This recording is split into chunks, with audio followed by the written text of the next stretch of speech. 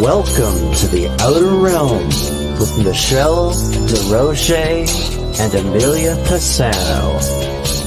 Airing live on the United Public Radio Network, 105.3 FM in New Orleans.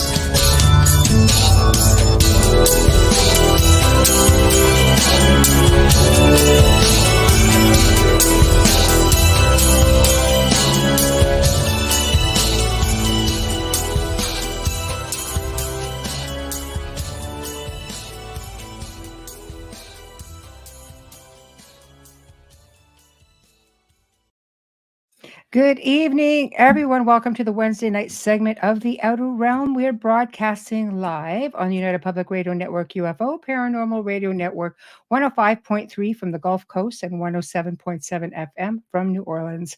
We're fully sponsored by the amazing people over at Folgers Coffee who have been a part of our journey since the very beginning. So thank you, Folgers. We couldn't do it without you, nor would we want to.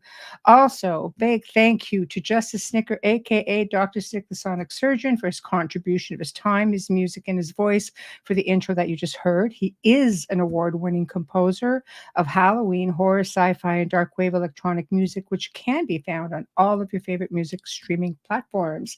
Also, big thank you to Steve McGinnis, the artist behind the banners and logos here at the show. Check him out on Facebook and Instagram. Also specializes in the horror genre, but does phenomenal commission pieces. Also, this is for us, but we are so happy to announce again for the second year in a row that we are sponsoring the Halifax Paranormal Symposium. It will be held on Saturday, October 12th, 2024 at the Halifax Tower Hotel and Conference Center from 9 a.m. until 6 p.m. We're giving you enough notice, people. We're giving you enough notice, so you guys should be able to make this work. And of course, as we get closer, we'll be sharing guest information and so on and so forth. So tonight's going to be a lot of fun for me because we are welcoming for the very first time a very dear friend, Dr. Yana Greenberg, who has a show, actually two, here on the network. She's got Science and Paranormal on Tuesday nights at 10 p.m. Eastern with Dr. Elliot Van Dusen, who's also been on the show. We all know and love him. And she's got a show called Be Honest on Fridays at 3 p.m. Eastern, and totally not what you're going to expect, but totally must see. And you go check it out and you'll know why, because if you've got some relationship issues and dealing with narcissists, things like that, don't we all? She's a chick you want to go and check out because she's going to help straighten it out, and she's got some great guests as well. So without further ado, my friend Yana, hello. Hello. How Dear are you? Michelle. Thank you. Oh, good. How are you this evening? I'm okay. I am okay. It's been a day, but that's all right. Made it through. And of course, Amelia's not with us, and I know she wanted to be. She was really looking forward to this episode, and she's just down with a bug and migraines, and the poor thing just can't seem to get away with it. So as we have these tumultuous weather systems coming through and pressure migraines. And I feel for anybody who is suffering that. It's not fun by any means. Oh, yeah. Solar flare, radiation storms. Right? It's been so crazy for the past week. It's been awful. Oh, it has. It was beautiful, although, right, for the half of the world, not for me. I wasn't able to see it. It's nice to see. I tried 3 nights in a row to see, and I couldn't. And you did. No, because you have to see it like 1:30 onward in the morning. And I'm just like, I am just not doing it. I grew up north and I saw them all the time. So I'm thinking, it'd be nice to see it again because this is a really big event. And I'm just like, no, I'm just not doing it. And next day I'd see all these incredible pictures like, should have done it. I know. So anyway, but I got some people chiming in, Janie, Mark, Catherine, hello. But you know what? I am really glad that you're joining me. I've actually done a show. I've done Yana's show before, and I've done Science and Paranormal with you as well. And now you need to come to Be Honest. Yeah, you have to be honest with me, as I'm going to be honest with you today. Yeah, I love it. I love it. Are you kidding? Oh, hey, hello, Wayne. Nice of you to join us. So where do you want to start? I mean, it's a lot of people, especially professional people, do not necessarily want to come out and talk about paranormal experiences. And that's a whole that's on the future show in July. Mark your calendars, guys. We'll go over that before we end the show. But that's one thing to talk about the paranormal. But a lot of professional people don't want to come through and talk about being an ET or UFO experiencer. Yet here you are. Absolutely. And it took me probably 25 years to do that. Oh, To come out of the closet, right? okay. I Well, did. what prompted Well, you to do it? Like, why now? Like, why did you feel you couldn't, like, why you had to wait? Well, because like you're saying, being professional, it is not so professional to come out and talk about the topic that is considered all pseudoscience and a lot of nonsense because we can't Yeah. prove anything. It's just like hearsay, and we Yes. can't really prove a lot of it. Although we look for the proof and the evidence, and we publish it, and there are a lot of it. And at the same time, there are a lot of people who have experienced so many different things, and I'm not talking about it just Right. because Right. they will be looked down upon. Right. But Right. for me, interestingly enough, a long time ago, when I was 17, I was lucky to learn my mission in life, what I was supposed to be doing. And even at that time, I didn't like to follow the rules. I never followed the rules, like been kind of a rebel. I And know. like, I rules are for square people. I know it was the same at the time. The yeah. mentality. Right. Nevertheless, I my nickname has been everywhere, anywhere that I go. People name me under different words, of course, using different words, but the concept is the same. It's like Miss Prudence. It's like I'm Miss Right, right? I follow the rules and the laws. I'm the right person, the correct. So it is interesting, but at the same time, I did not want to follow anything that would tell me what to do. I hate when people tell me Right. what to do, especially my parents, also because they have the right to tell me what to do, and I don't like it. So yes, at that time, I said, I'm not doing this because it is absolutely weird, you know. Mhm. Uh, I set up for myself to um, get all of this degree in psychology, and I was a linguist, Mm. and I wanted to go into the world, and I did not want to be sitting back and looked upon as one of those knowing mothers, like women, at that time, young woman with a word on her nose, kind of witch. Right. Right. That's what people think of you when they don't Right. understand what you're talking about, of course. Right. And I said no. I Right. said no, and I went to get my secular education. I went to get my bachelor's. I had two bachelors, for Pete's sake. Why did I need two? I don't know at that time. And one of them was in religious studies. So that Right. helped me a lot. Yes. Yes. Yeah, Yes. I and bet it and did. yeah. And then Right.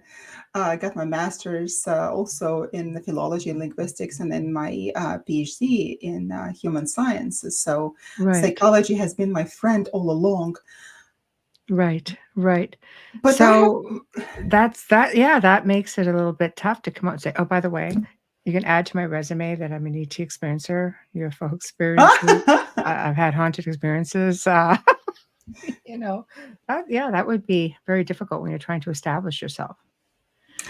So, when was your first experience? Let's start from the beginning then. my experiences when I was a child from long time ago, as I remember, probably starting at 5. That's what I remember. Wow. I would know who would die when. Mhm. Simply put, Right. I would tell my parents, of course, not anybody else. I would tell my parents, and surely enough, uh, that would happen. That would follow suit exactly at those times and the days and the ages of the people, Mm. and scared them. That scared them, but at the same time, they already knew that I was a strange child. So Mhm. evidently, being strange, I always wanted to be normal. Ah, I hear And you. yes, always wanted to fit in. I wanted to be normal. Right, And of course, that is why I did not do what I was supposed to be doing to embark on that journey, on the journey that I am now. right.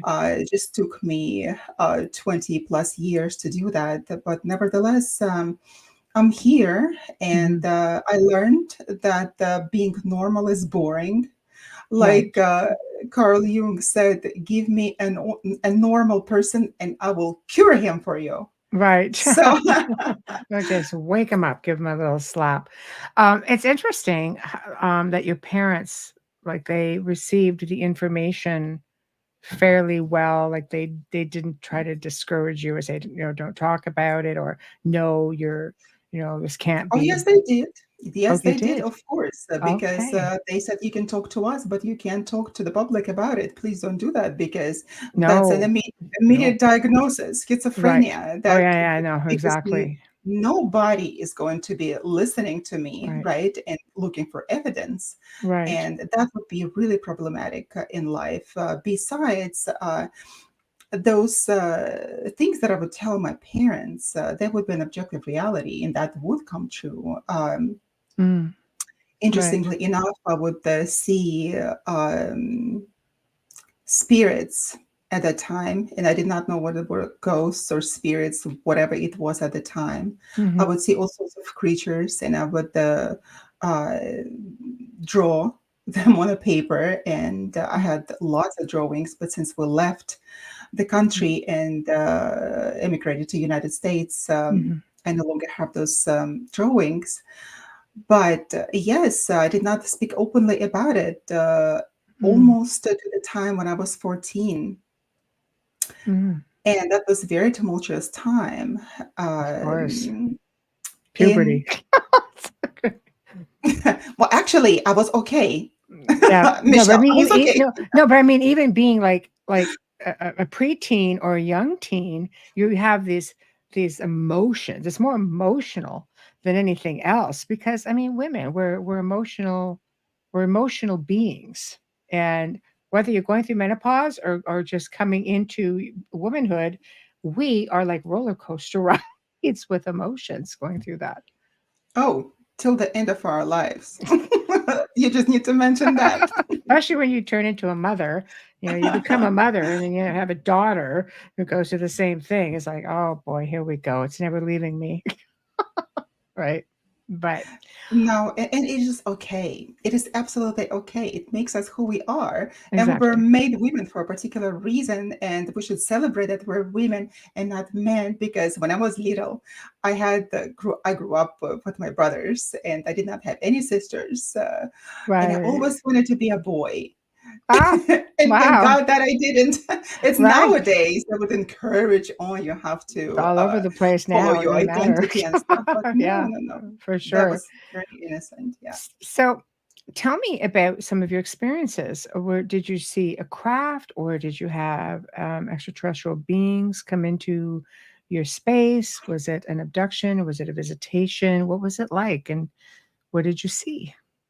It was never an abduction, thankfully. Yes. Like I said, yeah, when I was 14, that was the first time I saw something that I did not know how to describe.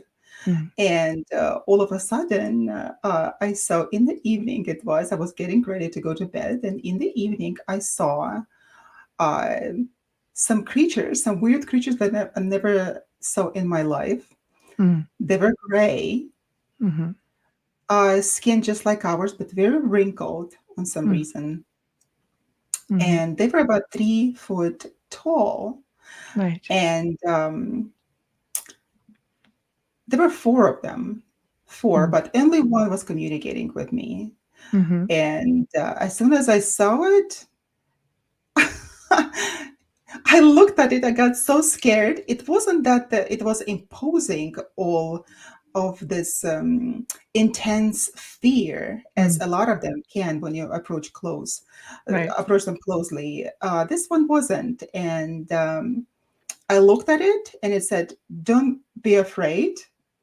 And of course, I was so afraid, and I ran away, and I hid myself in the bathroom, Right. and I closed the door.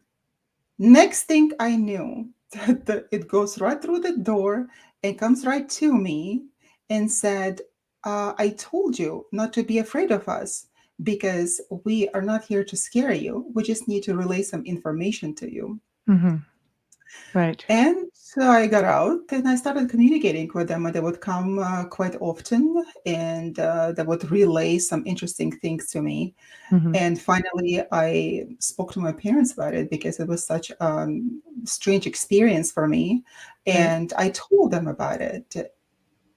They didn't know what to think about it. They didn't know at Is an all. alien in the house? Yeah, that'd be Alien different. in the house, but they Yeah. thought, okay, so we've had some experiences with this child before, so it is okay. We're going to find out the answer.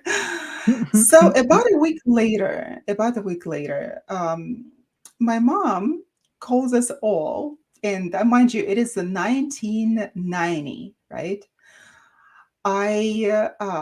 She calls us all to the TV, and there was a show talking about the grays. In fact, that at that time there were a lot of people starting experiencing that uh, of different ages, and they were making drawings of them, and they were published right there on that show. Mm-hmm. And my mom said, "Oh, that is truth. Like whatever you're seeing is actually the objective reality, and a lot of people are seeing it right now. So whatever is happening in the world, that this is something that we have to take as a reality."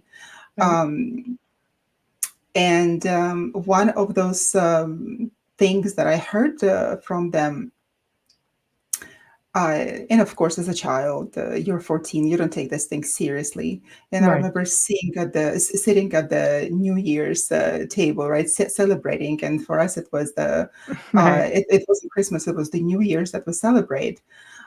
I told my parents, I said, in 6 months, there's going to be, in June of that year, is going to be an awful earthquake in Iran, which neighbors with my country, Azerbaijan, and we're from the capital, Baku, um, and thousands of people will die.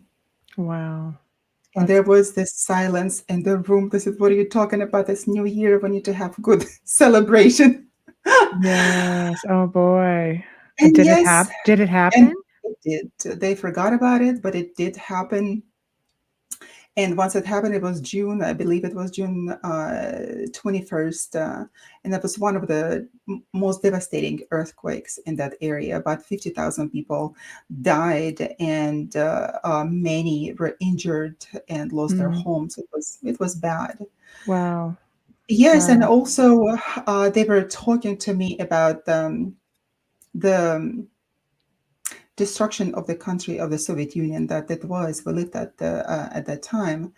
Mm. Um, it was a destruction, and it was so painful for everybody. It was a crazy economic collapse. It was Mm-hmm. political collapse. It was bad, Mm-hmm. Right. very bad. Wars, murders, bloodshed. There was a lot of it. So, and they warned me. They warned me about it, and when I ask them, why are you telling me all these things? I cannot change it. Neither can anybody else. They said we're here to just warn you about it, warn the Right. humanity. And I still, even to this day, I don't know the reason why they would be telling us about it. Mm-hmm. There is nothing that can be done. Mm-hmm. Um, well, if you are a generational experiencer, it may have something to do with it. Did you ask your parents if they had ever had experiences, or do they know if your grandparents were experiencers as well? Well, they never experienced an ET, as I understand it, and there was not that much interest in them before. Mm-hmm. However, we lived in a mountain area. There were a lot of The hills and remote. mountains. Yeah, but the thing is, it wasn't remote. It was right there in the city, and Mm, with a lot of people. And nevertheless, we lived on a hill overlooking the Caspian Sea, the Gulf right, of the Sea. right, right. And we would be able, in the evening, we had an unobstructed view, a gorgeous view. And we would see a lot of craft Mm-hmm. flying around that would not make any noise. Mm-hmm. And at that time, there was no aircraft that would have supersonic abilities and would Mm-hmm. be able to fly silently, Right. but it would just be doing some strange trajectories in the above the mountains, above the city, above the sea, Mm-hmm. and then disappearing. So we saw that, and also, uh, of course, it is a cliche to see the UFOs with blinking lights of the blue, red, yellow, green, and that's some of them had that. Right. Right. Well, I mean, Russia was well known for its communication with extraterrestrials. I mean, you had many countries that were basically trying to go into space or, to communicate with ET, but their scientists had a way, I guess, of doing, even in the 80s and 70s, modern, like our CE5s, they knew that they could go to specific bases, military bases, and just call them. They would come. So it doesn't surprise me. I mean, they were very advanced in the way that they could just bring the communication and bring these beings to them, and they did. So you would have had, I think, more sightings, and they were pretty open about it as well. I mean, Russia was one of the first countries to actually disclose. I'm sure, I mean, not everything. No government will disclose everything, but it was amazing to me that, they just like, yeah, here's some recordings of our pilots, and this is what our scientists did, and it was just pretty fantastic when you think about it. Yeah, but it's also, I've noticed that while they were disclosing, and that probably would happen in the 80s, in the 90s, They correct? did Probably disclose that's the later time. on, yes, but their Later on. scientists were doing all of this in like the 80s, Oh, late yes, 70s into the 80s. Yeah. I know we absolutely. we covered it on the Gray Zone. It was just like, what? This was very impressive. Very, very impressive.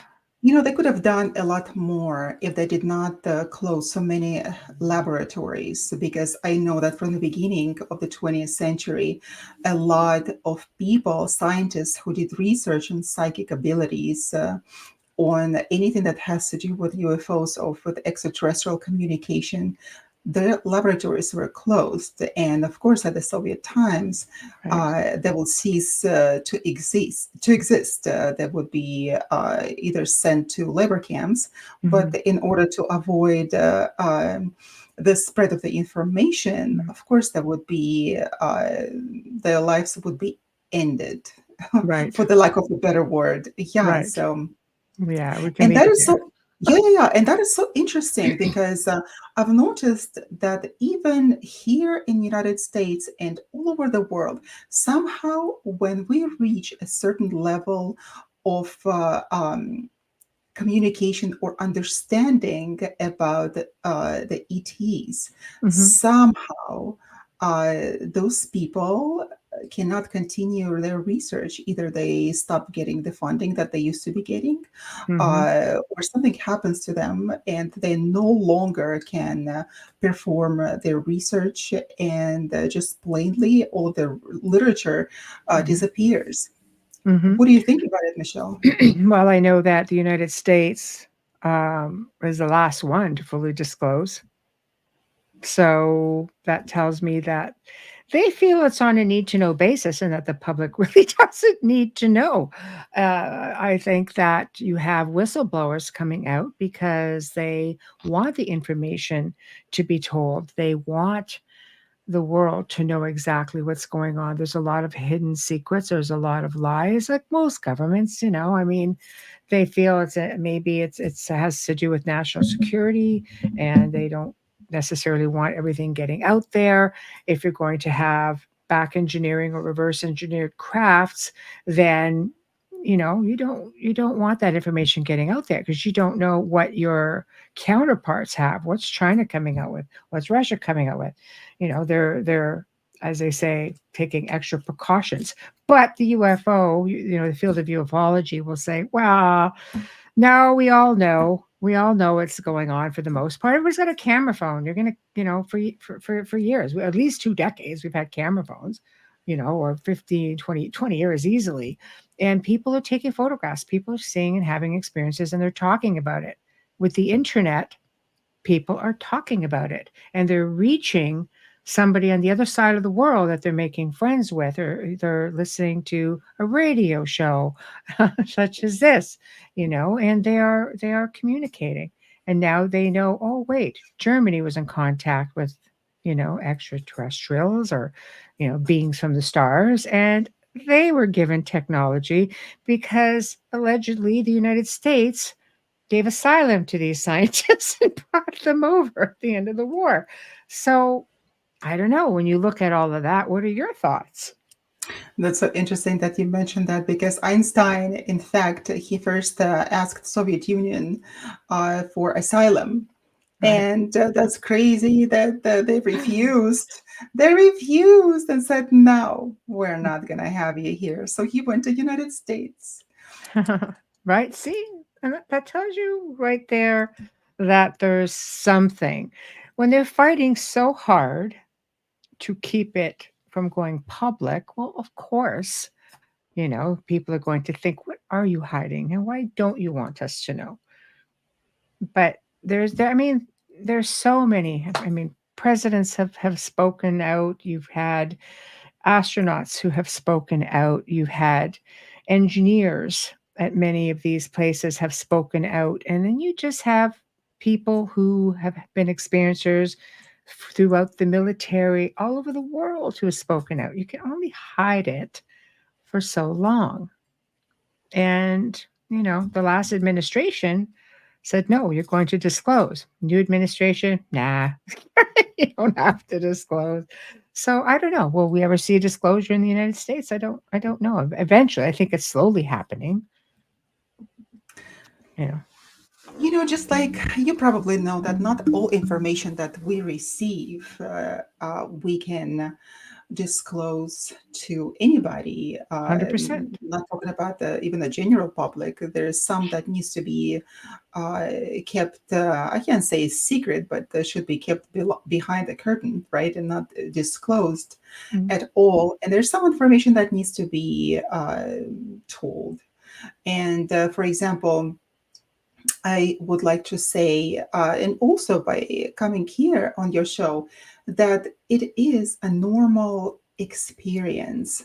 For example, I know that a lot of people, as soon as they have one ET experience, they write a book, the whole book. Something happened to them at 4 years old, and they grow up, and just based on that experience, they write a book and they travel the world with it. And that no more experiences happen to them since then, but they take it and run with it and write books about it.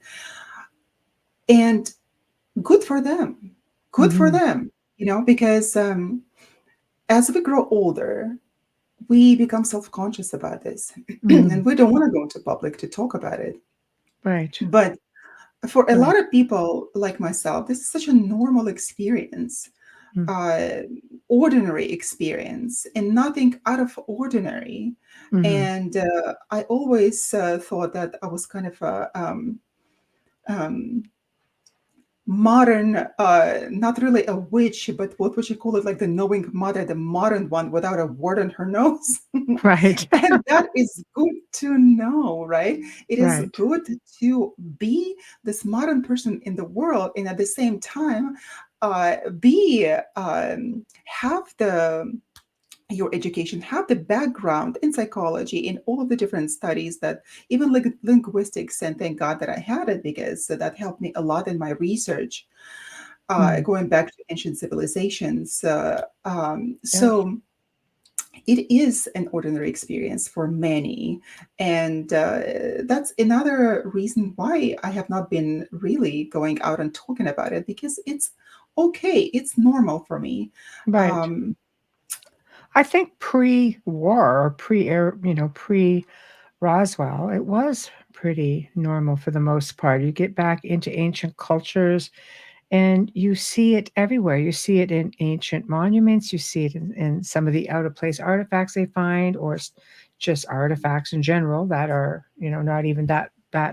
Look at the Mayans, for instance. I mean, only going back, you know, 500 to 1,000, 1,500 years, they would emulate what they saw and experience, and that comes into monuments, that comes into petroglyphs, hieroglyphs, culture, statues. I mean, there's a statue, I believe, I think it's in Peru, Brazil or Peru, of a reptilian, because it goes back into their ancient oral history that during a cataclysm, it was a reptilian who brought the humans down underground, and they cared for them, they educated them, and there's a statue that commemorates this. yes, and I believe that there was in Peru, and that is a Yeah. normal occurrence. I hear Yes. a lot, especially nowadays, and I believe that it started at the beginning of the century, speaking about reptilians and how bad they are. There's a race of reptilians, and they are taking over the world.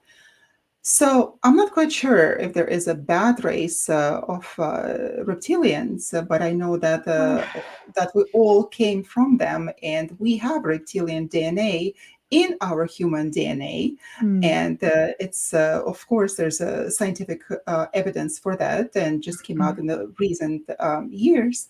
But we have reptilian DNA, so just saying that reptilians are taking over the world is uh, kind of a little bit inconsistent with our own biological mhm. lineage, right? So Well, I if think it comes down to what we've been conditioned to believe. I mean, it's like anything. You have good people, you have not so good people.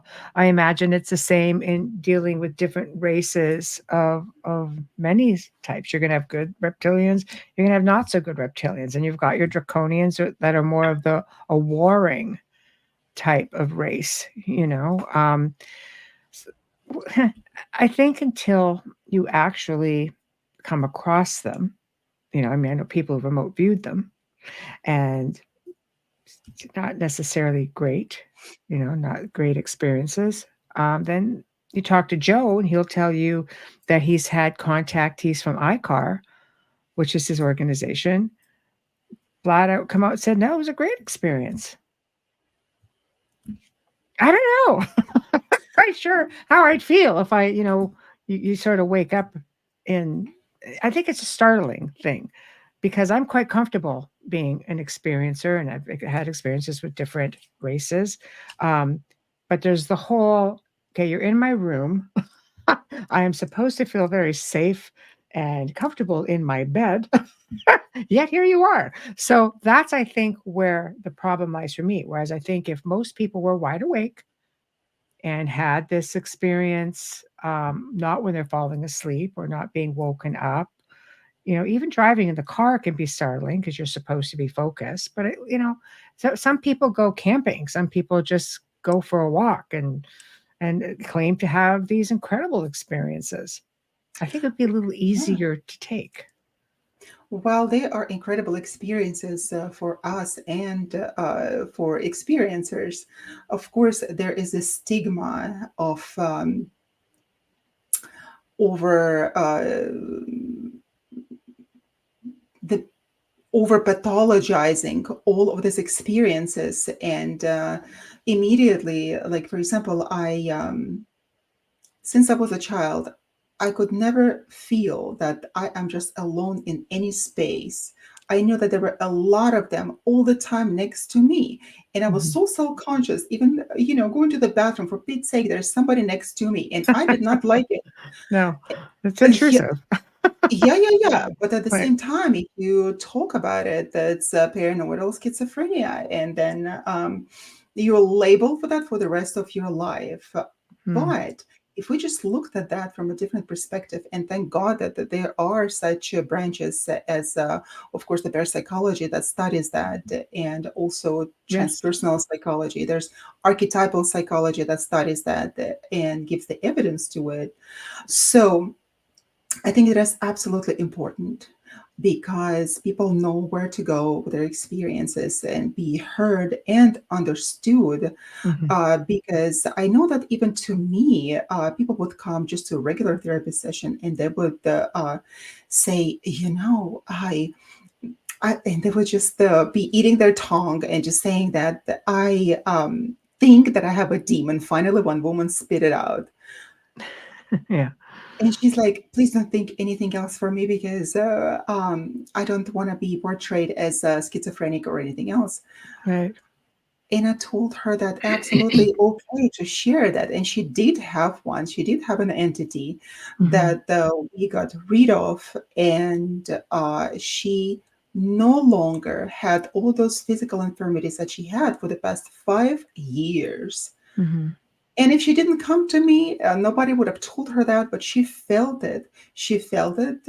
And when we were able to take that entity off and detach it from her life, Hmm. she was no longer suffering. She got out of her depression.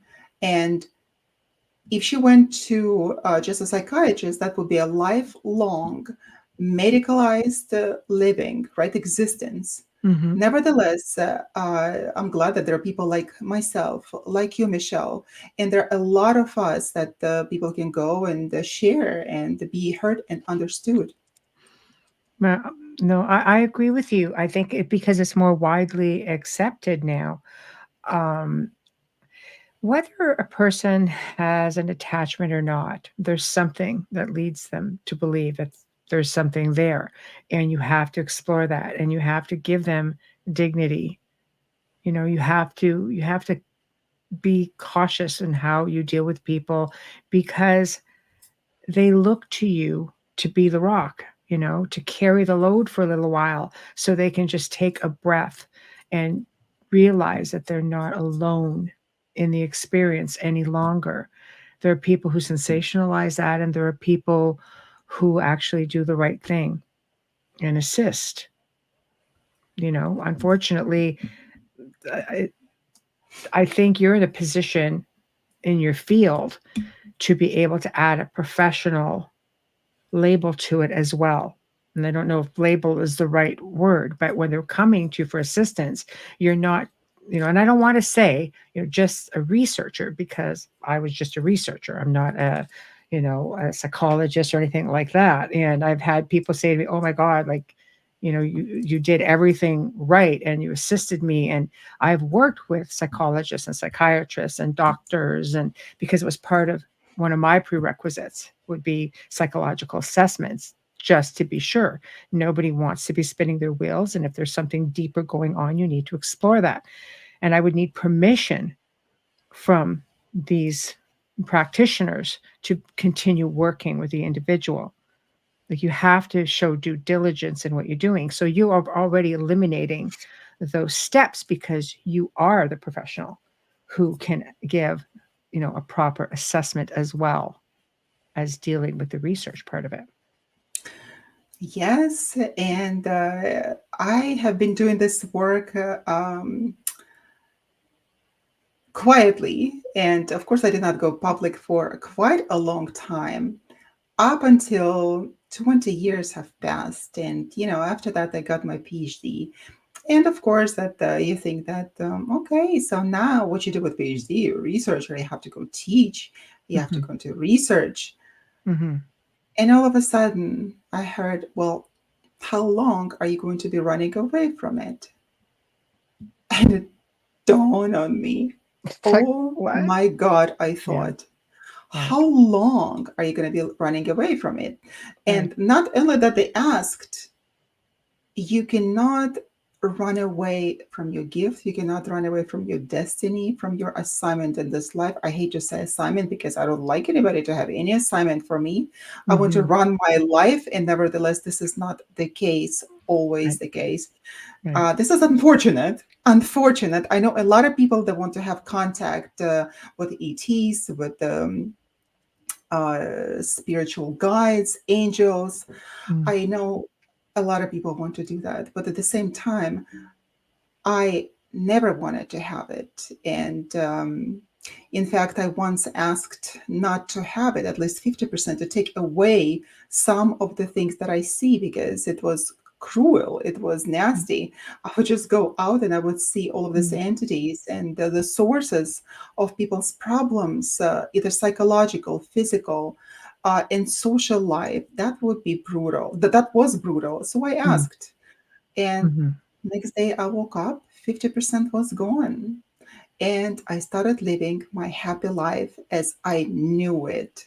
Of Mm-hmm. course, because still being able to see what I could see. Mm-hmm. But I Oh. only started to see it when I needed with the specific Mm. people, specific assignments that I had to do.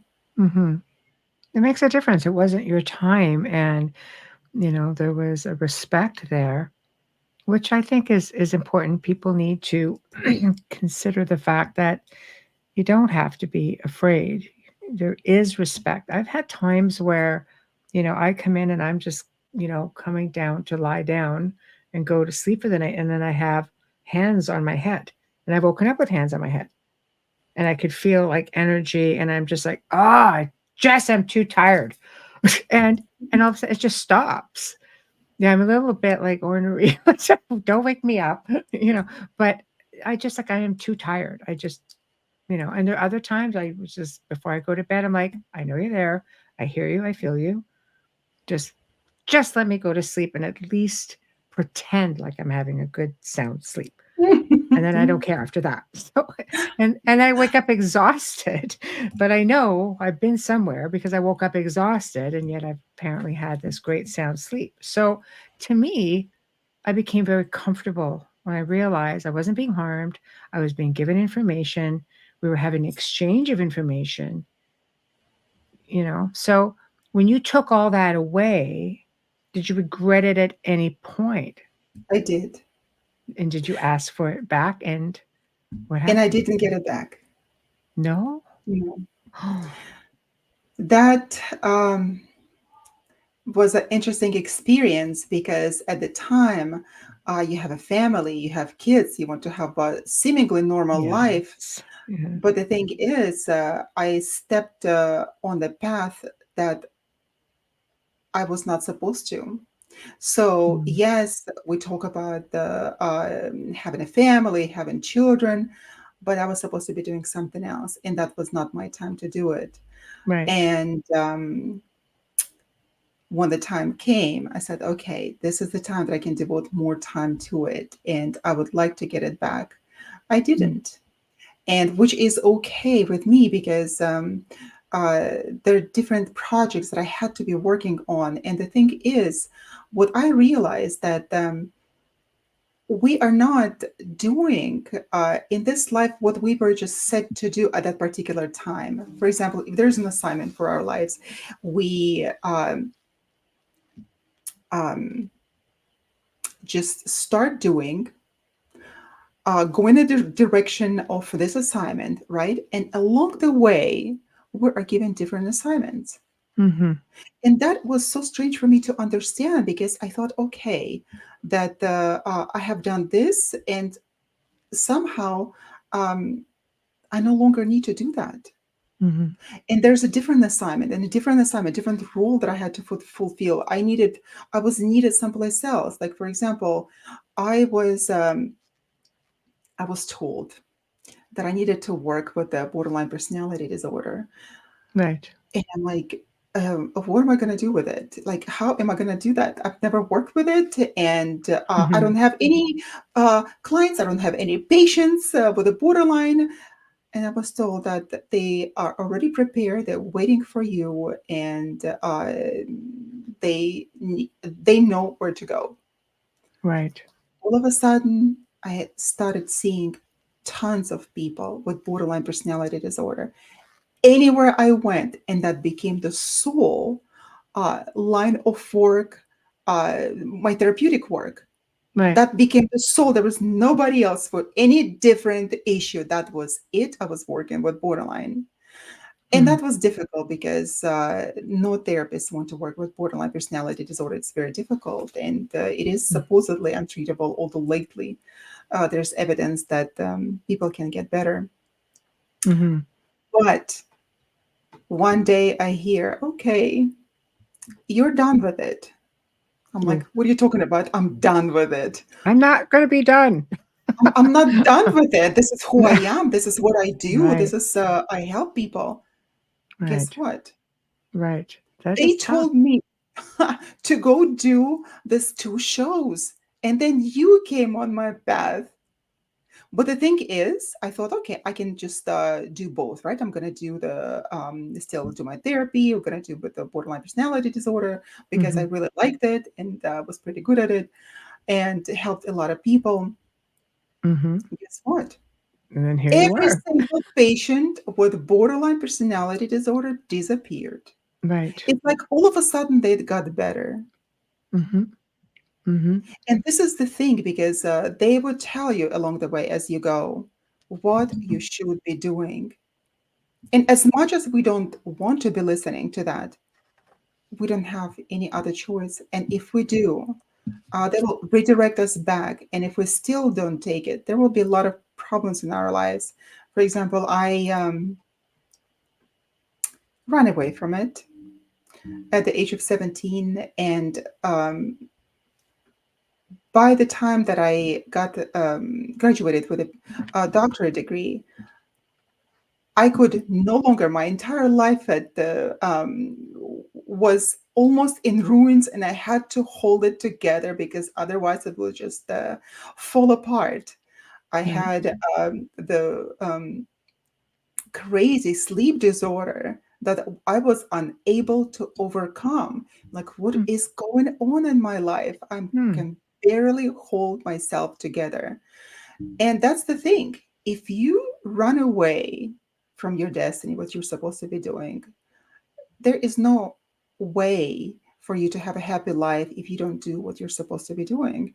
It's just true. like Jonah in the belly of the whale, right? Hmm. Hmm. You're going to be swallowed. You're going to be swallowed if you don't want to go to Nineveh, right? And preach there as it is in the Old Testament, right?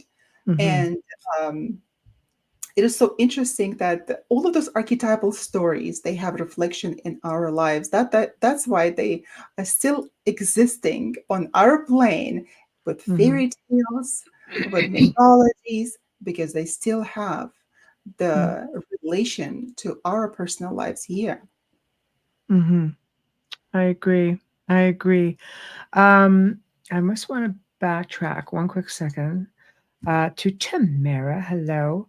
The problem with these types of visitation, they still have a stigma. It's a double whammy. The public still is liable, or still liable attachments or label. So I think you're trying to say attachments is crazy, and from aliens, don't ask permission. So the person pays for these experiences.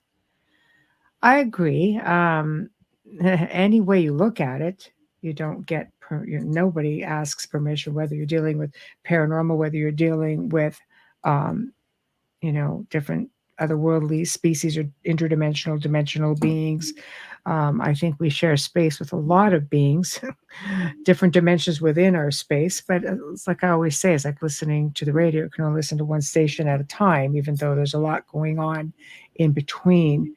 So I personally believe, and Dr. Yan, you can fill me in on what you think, but I personally believe there's a big crossover between um, ET visitations or experiences and the paranormal.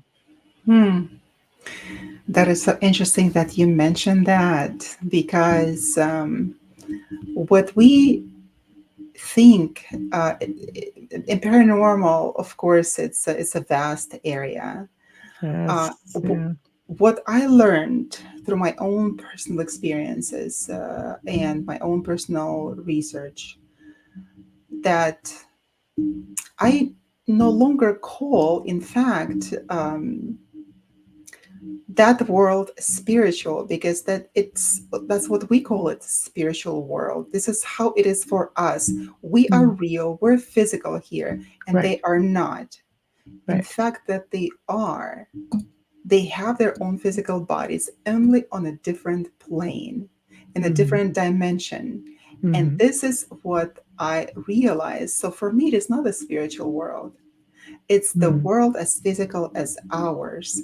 Mm-hmm. And a lot of things, what we call ghosts or spirits, or not, I wouldn't call ghosts, but spirits, demons, angels, right? What we Mm. call them, they are just ETs, and different kinds of ETs that come here to visit. Some actually live here. So we're getting bleed throughs, dimensional bleed We're throughs. getting bleeds, exactly. Right. And it is okay. Uh, it is a normal occurrence. It just, we have to understand that we are not alone here. And of course, this is such a beat up phrase, and oh, we're not alone in Mm. this universe. We are not. And if we just listen to our own intuition, it is called intuition. That's it. We Mm. don't even have to have any ESP paranormal Mm-hmm. qualities in order to tap into other dimensions. We just have to use our intuition. What Well, is that I intuition? It's agree. like intel, like being in God and getting the information from that Mm-hmm. part of the universe. Well, So this is my that's a communication. I think you want to communicate with, you know, ET, then you definitely have to be switched on because they're telepathic beings. So you have to be able to use an ability to some point, I would think for sure. But there's just a lot of things that if you research for example, if you go through the characteristics of a haunting or, a demonic attachment, or a lot of them surprisingly mirror extraterrestrial visitations and experiences. And people should really look that up because they are very much the same. And in all the people I've worked with, at least half of them through the years, I've worked with hundreds of thousands of people, like hundreds, easily into the thousands. And half of them had ET experiences, not just paranormal. And they'll say, oh, yeah, well, I remember this and this and this. I'm like, I am one of those people. I had very malevolent energy, growing up in my space. And, I also had extraterrestrial experiences. So now that that I'm older and I am more versed and researched a lot, I tend to second guess. What was I really experiencing? A bit of both for sure, but what was the most prominent? What came first? It's like, the chicken or the egg. What came first? The ET experiences or, you know, something more malevolent, caught something's attention from somewhere else. It's craziness. Yeah, I wonder why we don't call those grays just ghosts or spirits. Mhm. Do you think it's just a matter of terminology? Ah, yes. Well, spirits I look at, I've always believed was definitely essence. I mean, I think you can call them either. I don't say ghosts really all that much. I do try to say something along the lines of spirits or disembodied energy, something along those lines, because it could be anything. But there's a strong belief, and contrary to everybody who's seen me on TV saying I believe everything is a demon. No, that's the only answer they took out of the 5 I gave them for each question. but there's a lot of things out there that make people believe that they're experiencing really crazy things, like telekinesis, psychokinesis. We're powerful beings that project energy like there's nobody's business, and it's very difficult, I think, for some people to grasp the fact that they can be a very powerful being and project incredible energy, it's easier to believe that there's something more malevolent that's creating havoc in the space. I mean, if you're scared enough, you will project. You will really project. And a lot of the things that happen could be footsteps, doors opening and closing, all kinds of things that you could project that energy. People call that poltergeist energy. So you see, we deal with all kinds of different energies, and people will report on a demonic, um, you know, infestation. Well, I smell sulfur. Sure, but if you are actually having ET contact, you will still smell sulfur. Exactly. You see, like there's so many characteristics that mirror one another that you have to explore it all now. I've had people say, well, I have this is happening, and then you remote view it and you don't see anything. So then we'll start seeing other things like, there's a gray. It's like, well, that explains it. And then you find out in some cases that they're a military contact. Oh, yes, I have a family member who's high up in the Air Force. This is so Interesting. interesting. Yeah, absolutely. And speaking about the military contact, I had a very interesting, hold on. Let's just backtrack just a little bit, and then we're going to talk about the military before I forgot. Right. So, what we call demons, for example, when I was studying the subject, I studied the mythologies from all cultures and whatever were called demons and demonic entities. Right. And of course, a lot of them, they became demons, but the ones they were gods in a different religion. And then if the new religion comes onto the space where the previous religion was held, of course they're going to take over the land, and they will take their religion and gods from that religion, and they will call them demons. So they will demonize that culture, Mm-hmm. demonize that religion, of course, and exalt themselves. And we see that throughout history. Well, So yeah. I agree with you. And a lot of it is religion. Yeah, but where do they come from? For example, if we look at demons, right? If we look at King Solomon, Mm-hmm. which could be, as they say, is just an imaginary figure, right? It's just a mythology. He never existed. But then, nevertheless, he built a temple, and somehow demons were helping him to build a temple. And how Mm-hmm. can demons be summoned for him to build a temple? And Oh, you'll have get some Luciferian dark magicians who will tell you that they can. Well, but the thing is that while they can, how in the world do they possess all of this knowledge in exact sciences as we know now, and but didn't know at that time? And that's what separates it from, I guess, the story. From the story. So what happens with if you look at any classification, a demonic classification, you would see that every demon has the set of qualities that they come here to teach people.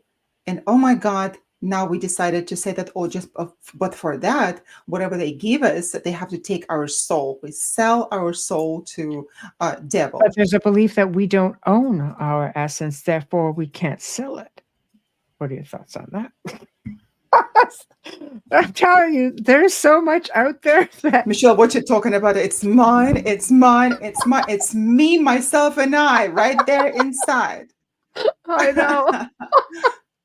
No, but there are some there are some this is a perfect question for your next guest, Father Bob. Ask him if he believes that we actually own our essence, because there are other exorcists who say we don't own the essence. Maybe if you're, the Catholics will tell you, no, God owns you. God owns your essence. Therefore, it's not up to you to sell it. So we're going back to religious mindset again, right? Well, we that will be from the religious standpoint, right? Because from the Catholic standpoint, and then Right. again, we have our own point of view on that, and that would be interesting to see what he thinks. But Right. at the same time, um, if we go to the times before the religion, when people were spiritual, right, before the organized religion, we would see that they venerated all of these forces. They learned from them. 100%. They learned from them, and they did not call them demons, any negative entities, because they would come, and some of them taught sciences, hard Yeah. sciences, Shadow others work. literature, Right. metallurgy, anything. So if you look at the Greek mythology, for example, and that is the craziest thing, because looking at the Greek mythology, just take it as an example from the Mm-hmm. point of archetypal psychology, Mm-hmm. that the personages of those stories, they are alive. Right. And if we look at uh, what are their names? The Cleo. She was inspiration. What are they called? Right. I forget the word. The inspiration that comes to us. There are three goddesses, right? One of them is Cleo, I think. Right. So what happens that you call upon them, and they would come and give you an inspiration, an Right. expiration too of that Right. inspiration. Right. So I did that.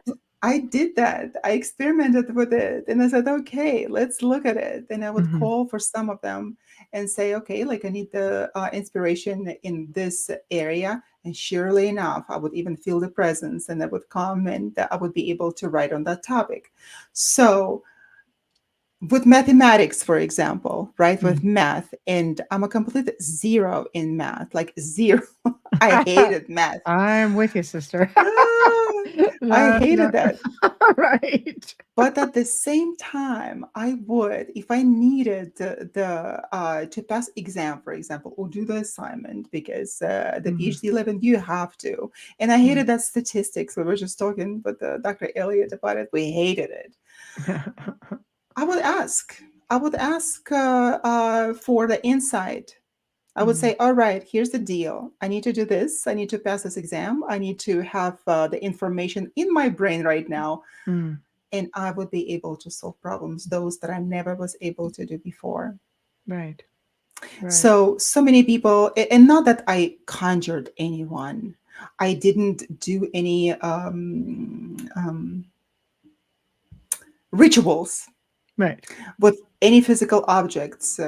I did not do that. I would just ask for them to come, and that's as I was simple going as to that. say, I agree. I've never had to do anything like that. I do believe it's with a mere thought, to be honest. Yeah, and the thing is Don't that try it at home, kids. Don't do it. No. No, no, I don't don't do want to that. say you can do it with a mere thought, and I end up with, these people saying, well, we want to try it. I'm just trying to discourage that because If it was that easy, my dear, everyone would have done it. If it was Oh, that easy, yeah, no, it can be done. but it I can be don't find it, done. I don't personally find it difficult. But I think if you are, let's say, versed in energy work, if you are versed in the academics behind it, um, you know, I think it could very easily be done. And I think there are people who stumble on it, and those are a lot of people who get in trouble.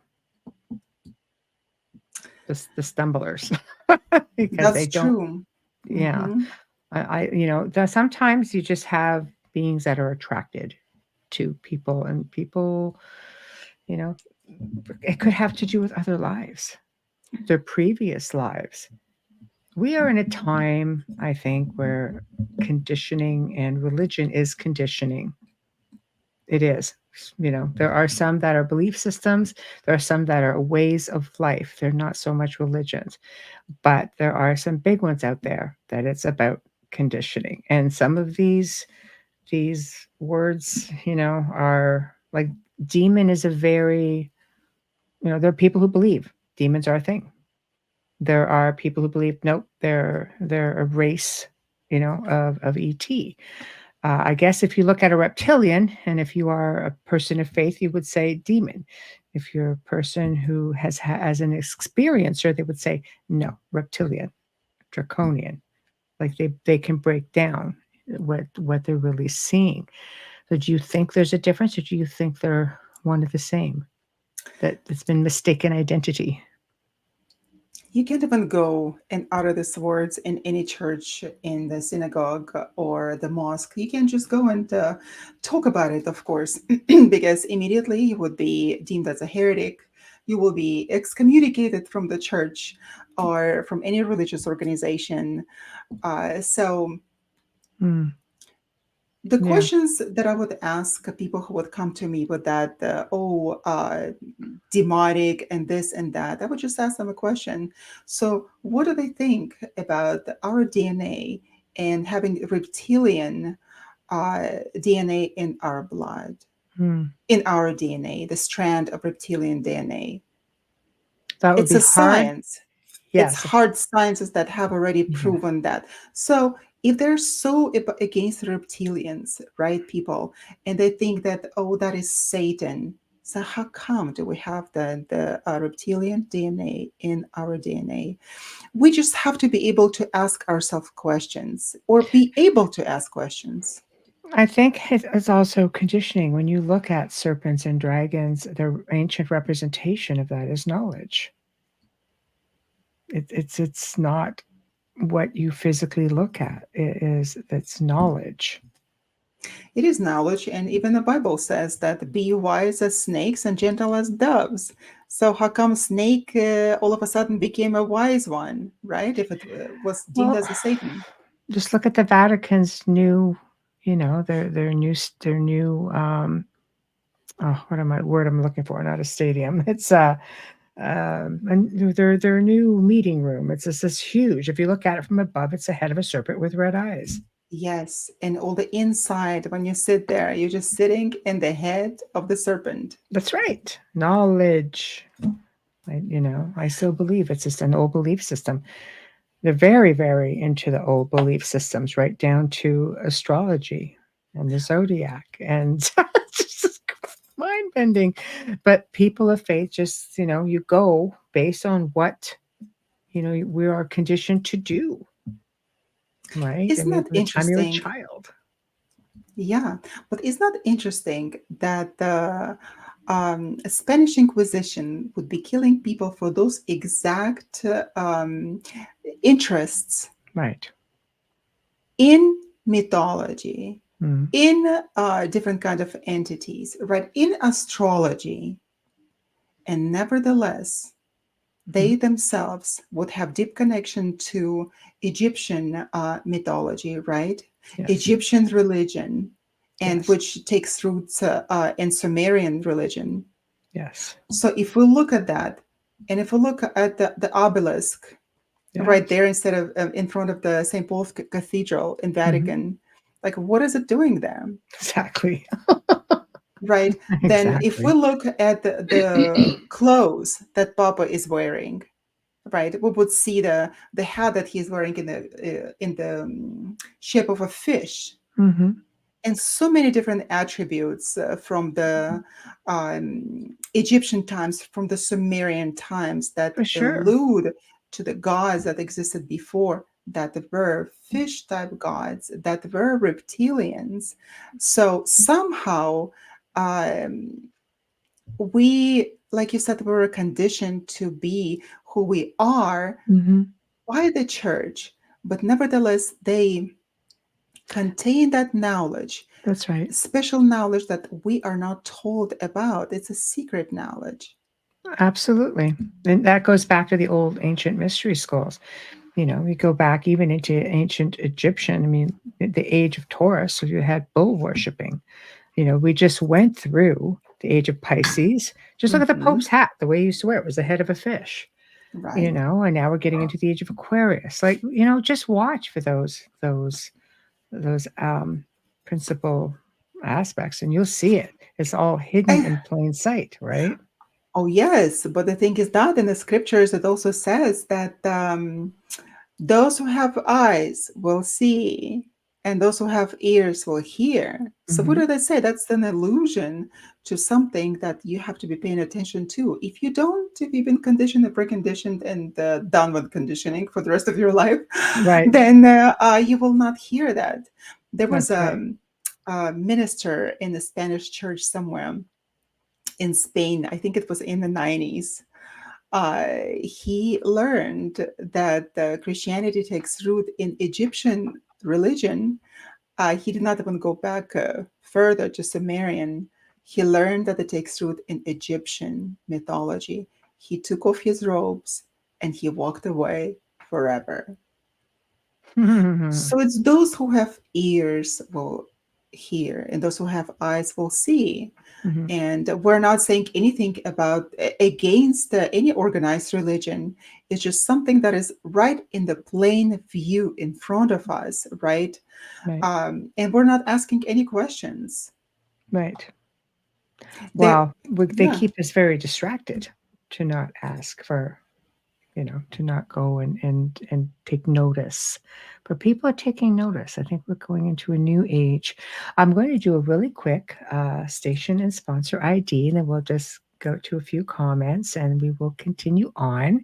So, for those just tuning in, you are listening to The Outer Realm with myself, Michelle Desrochers, and my special guest and friend, Dr. Yana Greenberg. We are broadcasting live on the United Public Radio Network UFO, Paranormal Radio Network 105.3 FM from the Gulf Coast, 107.7 FM from New Orleans. We are fully sponsored by these amazing guys, Folgers Coffee. Mm, and we're very appreciative of them. They sponsor both Wednesday and Thursday nights. So big thank you to Folgers. Big thank you to Justin Snicker for our intro and our outro. Big thank you to Steve McGinnis for our banners and our logos. We are so very fortunate. So we are talking about pretty much everything that is extraterrestrial, UFO, mythology, ancient civilizations, paranormal. If you're just tuning in, chime in, get into one of our 7 chat rooms. Roku does not have a chat room, but you will be able to find us on Roku. You will also be able to find the archive on Roku. So check it out. So here is Dolly. Whose comment. Now, Dolly and Preston Dennett have the Light Gate on Monday nights at 9 p.m. Eastern here on the network. So, hello, Dolly. I always want to break out in song when I say it, but so she says we are not, we are autonomous. Sorry, I'm okay. I'm French.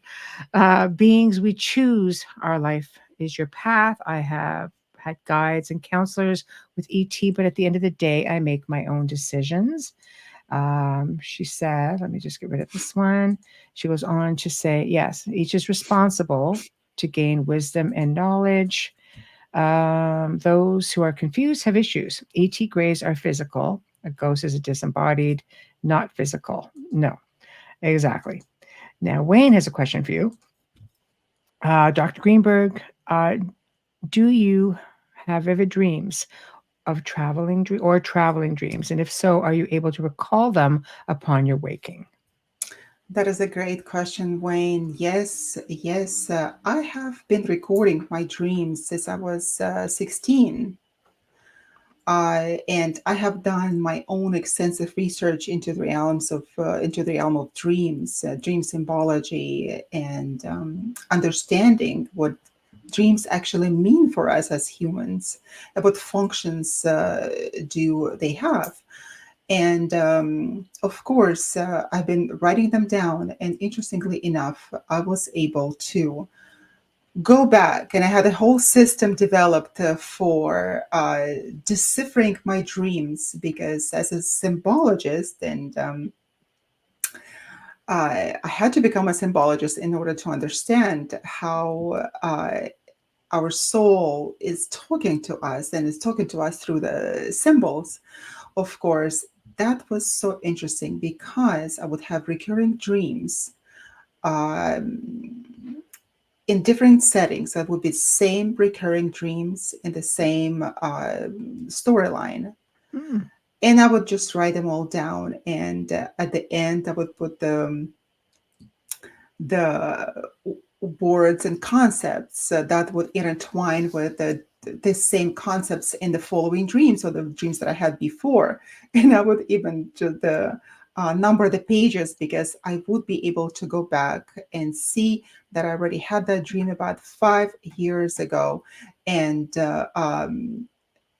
in connection with deja vus. So for me, the Wow. deja vus are the dreams that we had already before. Because if Mm. I have the deja vu, not all of them, of course, because we have too many of them, I'm able to go back to my notes and look at them and be able to track down the date and the time when I had that dream. Mm. So at that time, of course, it wouldn't make any sense for me. But years later, I would understand that, yeah, I had it. Somehow it transpired, like you said, Michelle, it bled through, right, Right. to me. Right. But later on, it became a reality for me. Right. So Right. interestingly, yes, somehow lately, I did not even have to study the lucid dreaming and how to have it. And lately, I started just by accident having lucid dreams and dreams in the dreams. Very interesting. That is fascinating. So I Mm. would encourage everyone to write down your dreams, because my clients come to me and they tell me this incredible dreams, and we are able to decipher them and to understand what is happening in the lives of those people, and how those dreams are guiding them forward or preventing them from certain events. Mm. I believe it is. It's just messages from your subconscious, perhaps. Um, I don't know. Do you think that you actually travel, that you're not necessarily dreaming? Yes, because like you said, you go to bed and then in the morning, then you wake up beat up, right? But you Yeah, slept. pretty much. And Yes, then you pretty much. know that even when you wake up at night, you go back to sleep and you continue to have the same dream. How would you Mhm. explain that? 5 times that you wake up at night, and then 5 times you go back to continue where you Yes. stopped, Yes. right? And you continue to see that. In my understanding, this is we in our dreams we travel. Yes. We travel. Sometimes, yes, our subconscious talks to us, but as Jung said, this is how our soul talks to us through our dreams. But what is a soul? Mm-hmm. Soul is a combination and the vessel of archetypal complexes of different archetypes, Yes. Yes. right? We contain in the when some people say that, oh wait, it's not possible to have our spirit there and Mm. also some other spirits. Oh yeah, it is quite possible. If we can have a Holy Spirit, as they say, within us, in with our own spirit, it is possible to have other spirits as well. We call them archetypes professionally. Right. No, no, there is a very strong belief system that you can live multiple lives at a time, or that you can house, that your spirit could be, you could have a portion, if a splits four times, let's say, that you can have portions of that spirit and maybe others as well. I find it all very fascinating, because it's just one of those things that until you actually get there, you're not really going to know 100%, but just researching it is always so fascinating. And I also believe that we are made up of energy and essence, why would we just stay in our body while we sleep? It's just a vessel. It would be like sleeping in your car in the garage at night. But I do. I look at it that way. I wouldn't do that. I would get up and I would go do something. I wouldn't just go hang out in the car. It's like, all right. So, and people who are in comas come back and have talked about having amazing experiences, or induced comas, whether they're induced or just it's a natural coma. They come back with incredible stories. And sometimes, they get something step in and they don't remember anyone around them. Like, it's interesting how essence can work. But Yes, it is. I had near-death experience one time, and I understood that it is quite easy to leave your body and get the hell out of it, Right. and possibly not come back. So Right. we have to be pretty careful with it, and especially at night. There's no accident that so many spiritual currents and religions they say a certain prayer or mantra at night when they go to sleep for protection, because we do travel. Certain dreams that we have, they are not our dreams. Mm. For example, I had a dream when I was taken to some sort of a spacecraft, and I would be there somehow with my family. And there was a woman, and I don't watch science fiction. I don't watch anything that has nothing to do with reality. I'm a realist, right? Right. And I only watch those horror movies with the true stories behind them, Right. like the Conjuring type, for example, right? Because I Right. know that those are realistic stories. Right. But Right. what was I saying? I don't know. I'm rolling with you. Yes. I'll So, follow along. so yes, I was taking okay, so to the spacecraft, and I've never seen anything like that before. So I did not have any frame of reference. I would Mm. have said, okay, so Well, I maybe that was a wanted. visitation. Maybe that what you were taken on board a craft for real and So meeting other people probably, there. yeah, and there were people that were so strange, looking very strange. Right. And they were taking us from room to room and actually having a lot of um, people conglomerated in different rooms Right. for procreation. There were women in one room, a lot of them just conglomerated right in the middle. And there were men, young women and young men in a different room. And somehow there was the place which was right like a pool in the middle of another uh, big room Mm.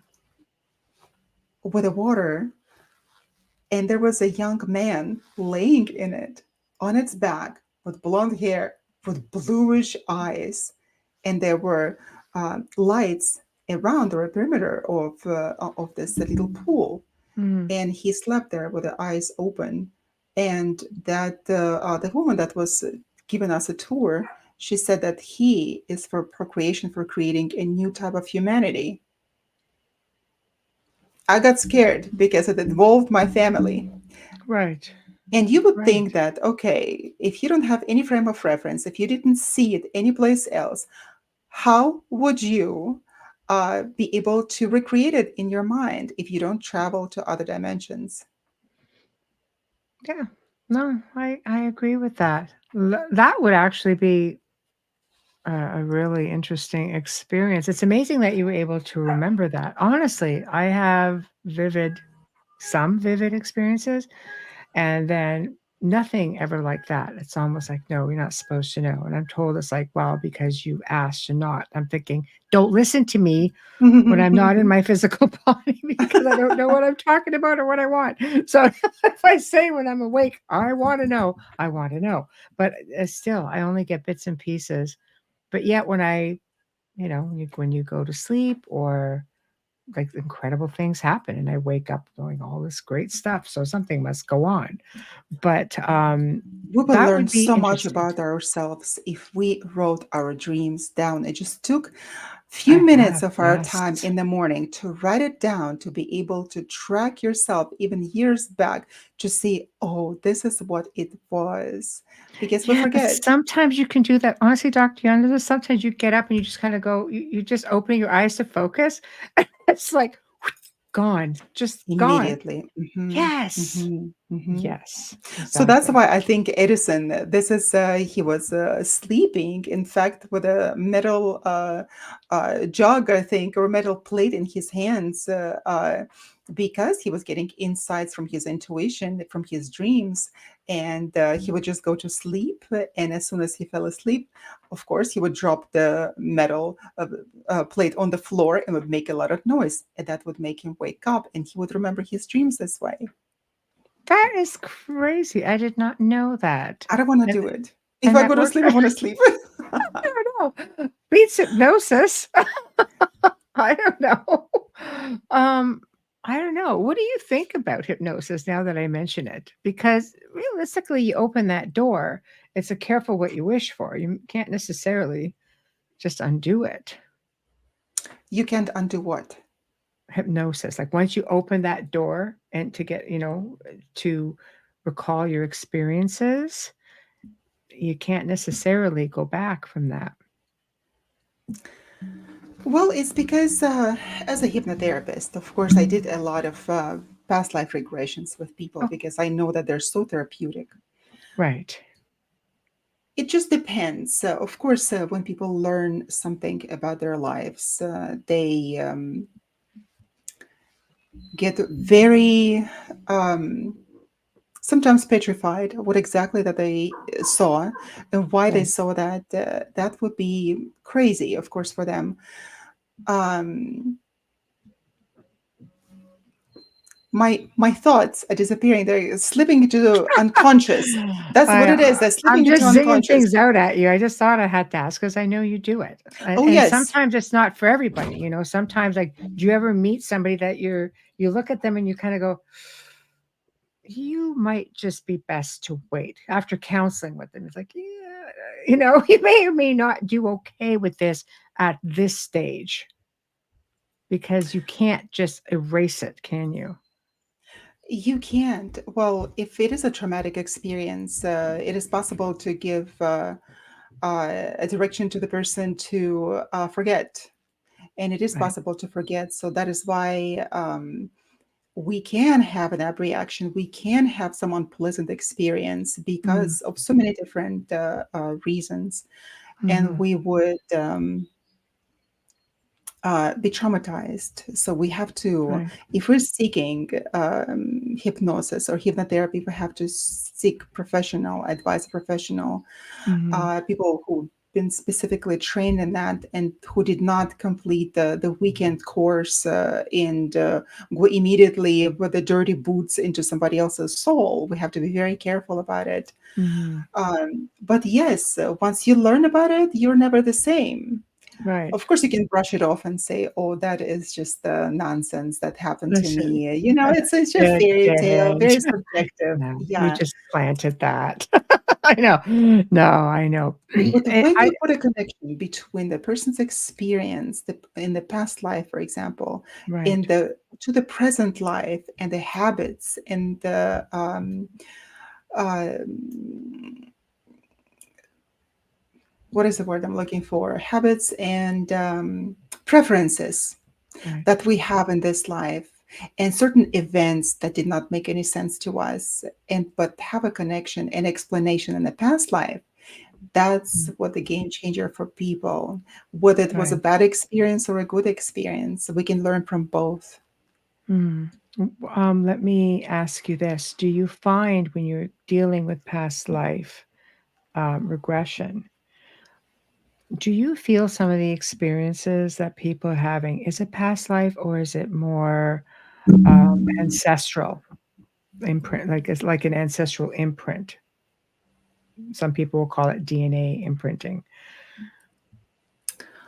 Could you elaborate on that a little bit? What does it Okay, mean? okay. Well, Ancestral imprint. sometimes we think that something we're experiencing was from a past life, but realistically, we're just it's when I say imprinting, it's something that would have happened to, let's say, a family member, even going back generations, and that we are feeling trauma. So let's say you had a family member, like my grandfather, for instance, he was shot in the war, spent 2 years in France, blah, blah, blah.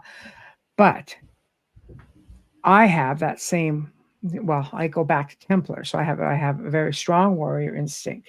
But could I say, for example, or experiencing it with my grandfather, oh, I was shot in another life, and I'm Mhm, experiencing trauma from that, but really it was my grandfather who was shot. mhm. That's a lot of people are coming forward now. They know, what I thought was a past life was just trauma, ancestral trauma that got carried through, and of course it gets passed down because we all share the same DNA.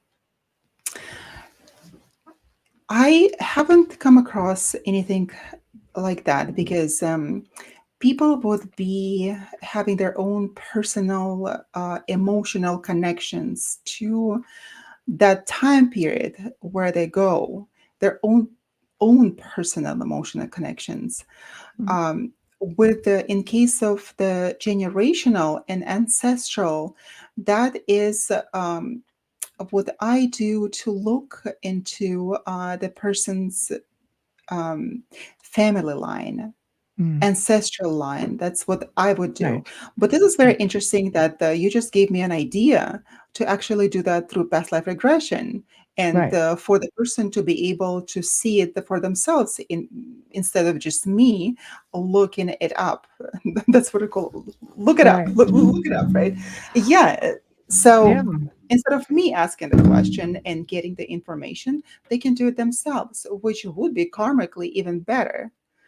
I think so. Like Wayne said, what we think was our past life was actually, for example, my great grandfather had that experience, and the experience was transferred into the family DNA, genetic memory. Yeah. Yes, this genetic memory, and it actually, I think that I have already mentioned that Dr. Elliot.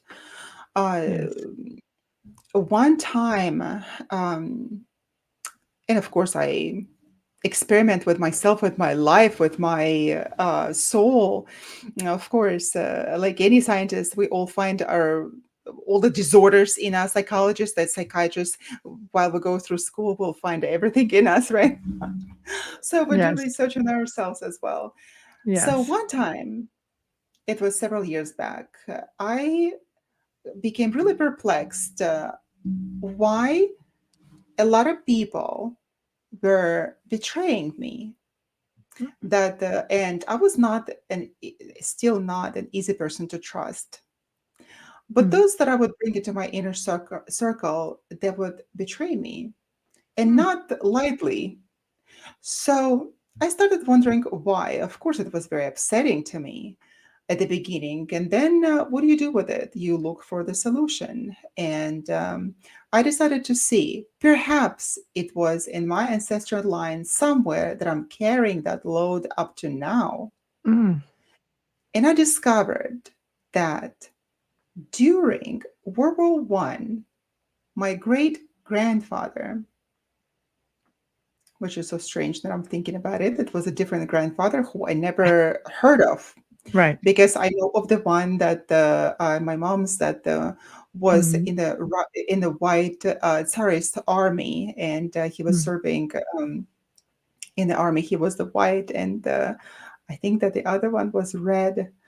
In any case, so what happened that he, in fact, made a promise and a deal with one person and never kept his side of the deal. Ooh. That that would fall under karmic, karmic points right there, Right. transferred over. Yeah. And we live our lives just thinking that, oh, I'm just unlucky. Oh, just, all people are like that. And we just blame them, or maybe something's wrong with me. And I thought something's wrong was with me. When I Mm. looked it up, I realized that he made a promise to a woman and he never kept it. Oh, And that transferred to me as his right. descendant. So once I released myself of that, and I said all of the debts were paid before, um, I no longer felt it. And thankfully, there were no people who betrayed me to that extent ever since. And of Mm. course, we may say, like, psychologically, we can just approach it rationally and say, oh, yeah, you learned your lesson, right? And now you're more cautious, and that is why that doesn't happen to you. Right. No, those Right. people don't come along in order to do that. Right. So that's very interesting. So we think we blame ourselves, but nevertheless, we never even think of going back Mhm. generation wise. Mhm. It would make so much sense. because there are people who just have no rhyme or reason. There's no explanation as to why they experience certain trauma and certain whatever. I have all this terrible luck. I don't know why this always happens to me. The universe is out to get me. Oh yeah. It's just and yes, it could be. You have to look back sometimes. But we have to take responsibility instead of just blaming anyone else and even ourselves. We take responsibility and try to look for the ways how to rid yourself of that, to find the Mhm. source of the problem. Okay, here's a question. How do you remove generational trauma? With generational trauma, it may seem that as difficult thing to do. In fact, our words have the power. The whole world, our world was created with the words. And while we think that some people have more power than others, that they have more gifts, that the divine is listening to them more than to me, for example, we all have the right to tap into our own bloodline, into our own ancestral line, and to take care of things there. It's like in those movies that we see, the science fiction, oh, we travel into the past and we'll fix it there, and then we're much better here, right? Mm-hmm.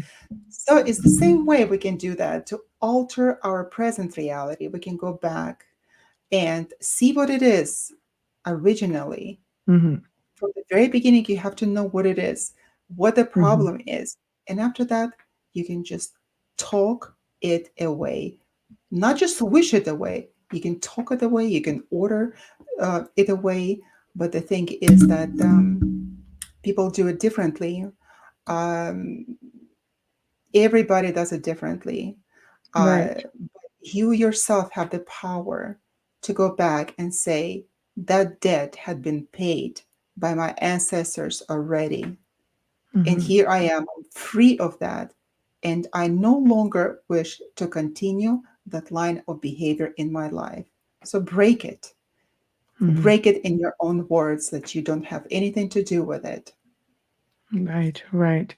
Um, Contessa, hello. You can honor your ancestors with an altar with their pictures and say prayers to cleanse the traumas or debts as well. I think it's about intention. From what you're saying, from what Contessa is recommending as well, intention. You can say any words you want. I think it's important to have a strong intention and to put a lot of power behind the words that you're doing or the actions that you're doing, or the words that you're saying, rather. And I believe that with that intention, that energy goes into it.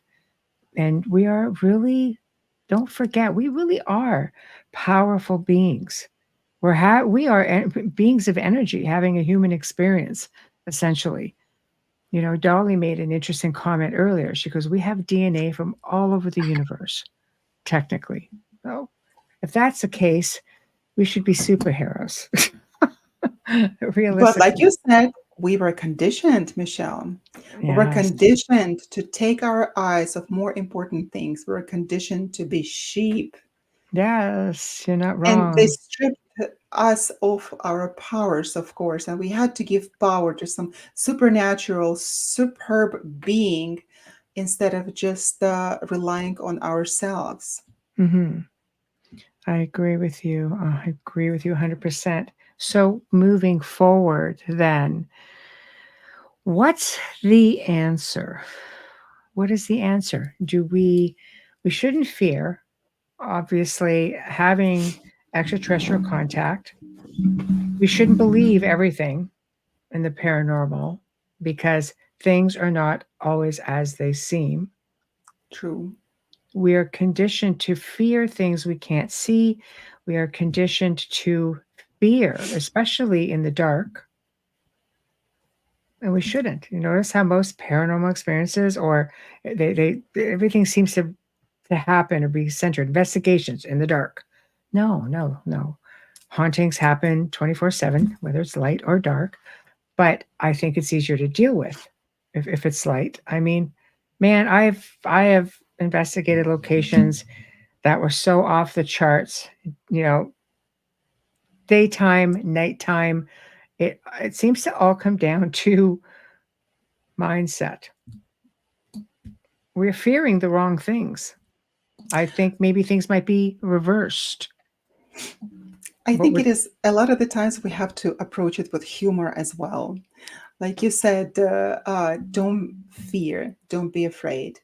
right? I gonna go back to that military situation that you said, right? That the people in the military, they can experience, of course, their Yeah. instances of the UFO, meeting UFO and speaking to the extraterrestrials. The power of listening to yourself is so immense. For example, uh, yes, that would be my advice, not to fear anything. And of course, don't go anywhere that you don't know without researching that area. But since I have already been communicating with the Grays, I was so surprised to just see them probably about 6 months ago. Mhm.